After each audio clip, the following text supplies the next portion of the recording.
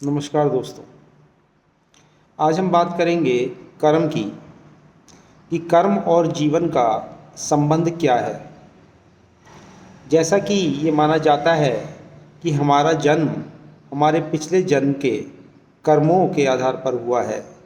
हमारा पिछला जन्म उससे पहले के जन्म के कर्मों के आधार पर हुआ है कि हमारा हर जन्म हमारे उस जन्म से पहले जन्म में किए गए कर्मों के आधार पर हुआ है। कुछ तरह का उन कर्मों का कुछ विश्लेषण किया जाता है, उनकी कोई तुलना की जाती है, उनका कुछ हिसाब किताब लगाया जाता है और उसी हिसाब किताब से जिस तरह का जन्म होना चाहिए उस हिसाब किताब के द्वारा फिर हमें जो प्रेजेंट है वो जन्म मिलता है। ऐसी मान्यता है और बहुत सारे रिलीजन इसको फॉलो भी करते हैं।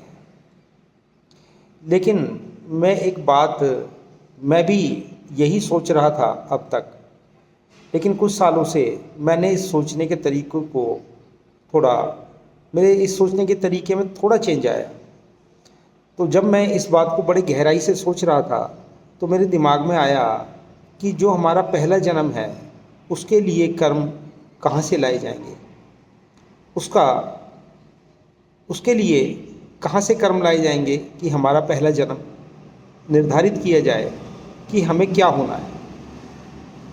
ये बात मैंने काफ़ी सारे लोगों से बात की, पूछने की कोशिश की, महात्माओं से भी पूछा, काफ़ी संतों से, काफ़ी बड़े बड़े महामंडलेश्वर जैसे व्यक्तियों से भी मेरी बात हुई, लेकिन कोई इसका संतुष्टिपूर्वक जवाब नहीं दे पाया।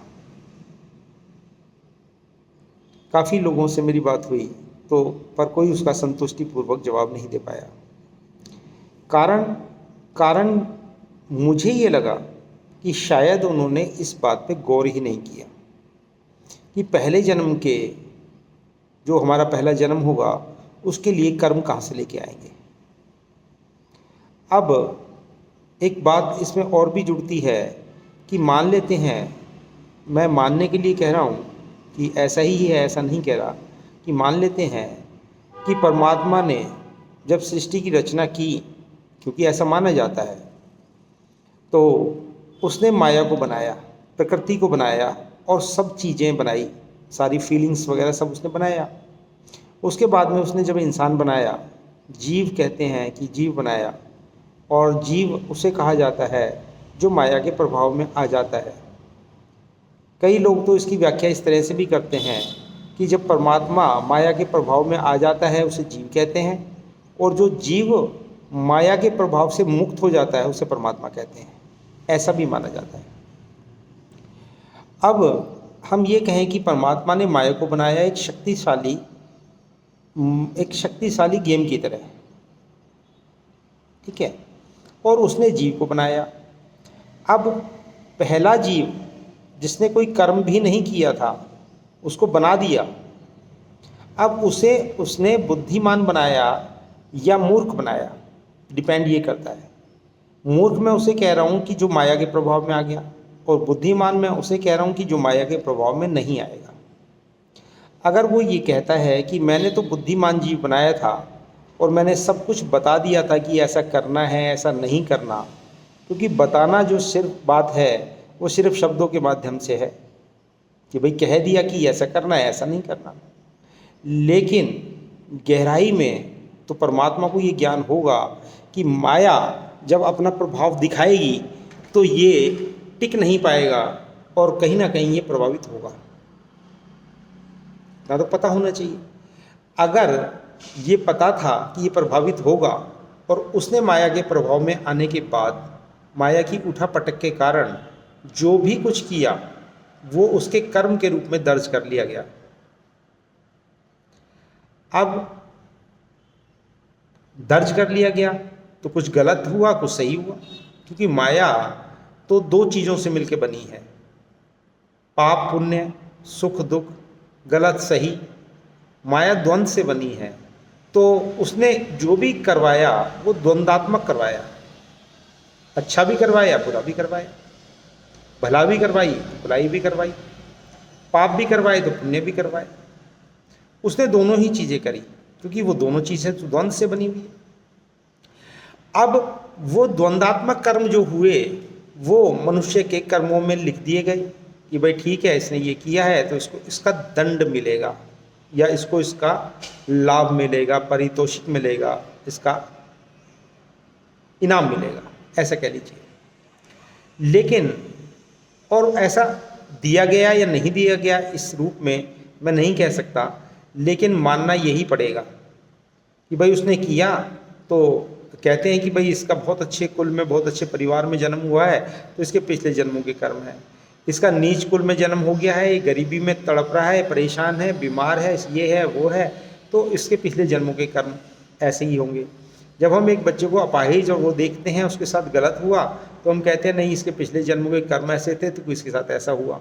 और किसी को बहुत अच्छे उसमें देखते हैं, अच्छे माहौल में जीता जागता, अच्छे से खेलता कूदता देखते हैं तो हम कहते हैं कि इसके पिछले जन्मों के कर्म ऐसे होंगे, इसने ऐसे कुल में जन्म लिया, इतने मज़े से जी रहा है।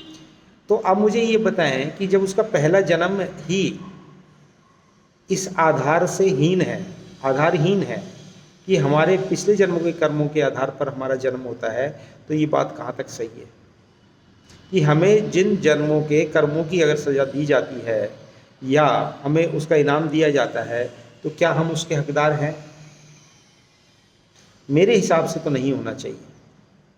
इसकी जिम्मेवारी या तो पूरी की पूरी परमात्मा की जाती है कि उसने हमें अज्ञान बनाया, अज्ञानी बनाया, या हमें ज्ञानी बनाया, बुद्धिमान बनाया या मूर्ख बनाया। इसकी जिम्मेवारी उन कर्मों के जो भी फल है उसकी जिम्मेवारी परमात्मा की है, या उस माया की है कि जो प्रभावित करती है इस जीव को और उससे उठापटक करवाती है, उससे गलत सही काम करवाती है। जीव जो कि 100% निर्दोष है, वो किसी भी गलत कार्य का या सही कार्य का, किसी भी तरह के कार्य का दोषी या हकदार नहीं कहलाता है। और ये दोष हर तरह के दोष और उससे मुक्त होता है, कर्म से मुक्त होता है, कर्म बंधन से मुक्त होता है। तो दोस्तों, आप इस बात पे थोड़ा सा गौर कीजिए कि वास्तव में ये बात सही है या ये बात गलत लग रही है आपको, कि पहले जन्म के कर्म कहाँ से लेके आएंगे।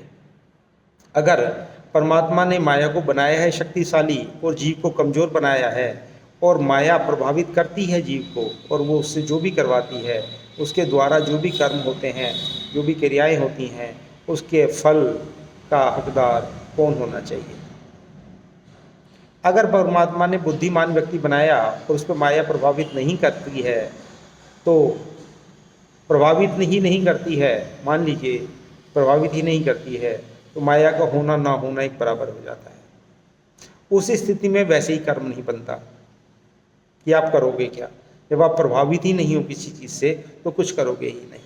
और अगर प्रभावित हो, आपको अज्ञानी बना दिया और माया ने आपको अपनी चपेट में ले लिया और आपने प्रभावित होकर कुछ भी किया, तो उस करे हुए के, जिनको हम कर्म कह देते हैं, उसकी या तो दोषी माया होगी या परमात्मा स्वयं होगा। तो आप क्या सोचते हैं इस बारे में, मुझे कमेंट करके ज़रूर बताएं। अगर आपको ये बात अच्छी लगी हो तो अपने दोस्तों तक पहुंचाएं और उन्हें भी उनके द्वारा किए गए कर्म बंधनों से मुक्त होने में शायद थोड़ी मदद मिल सके। धन्यवाद।